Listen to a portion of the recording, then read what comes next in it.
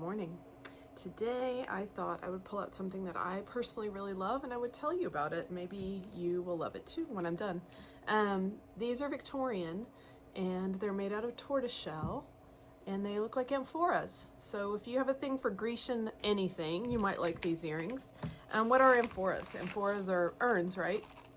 And basically when they had liquid back in the day, like ancient times, they didn't put it necessarily in a pitcher. Lots of times they would put it in an urn that had a pointed bottom. And I did a little research about it and it's pretty cool.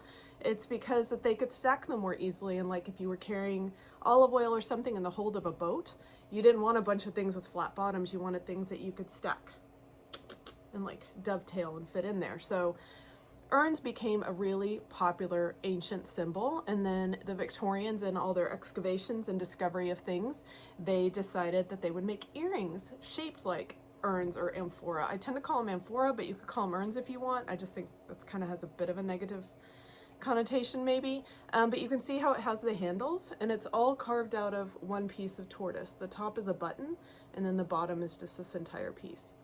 Okay, why do I love tortoise shell? First of all, I love the color. I love the beautiful like honey to a richer kind of a coffee color that you find in tortoiseshell. I also just up close, you can see like if you look at it under a microscope, there's like a sweet little fog with tiny little carbon little things in there, almost like looking at amber. It's just really a beautiful thing to look at under magnification. Okay, so I have this book. You know I like the books, right? Okay, so this is the earring book and you'll see right here these earrings, they're amphora and they drop just like these do. These are a combination of lapis and gold. Mine are straight tortoise.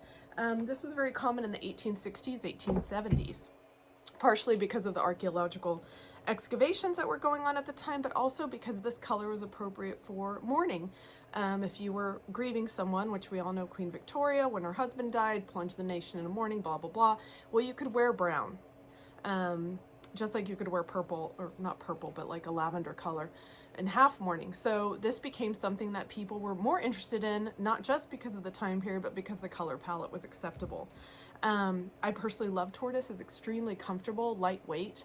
The color I think is so pretty next to your skin, and they're not dressy, they're just interesting. Absolutely fascinating, in fact.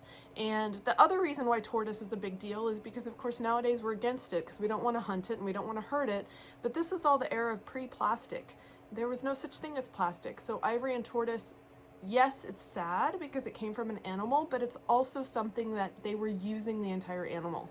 And these pieces, of course, are antique and they belong in a different category.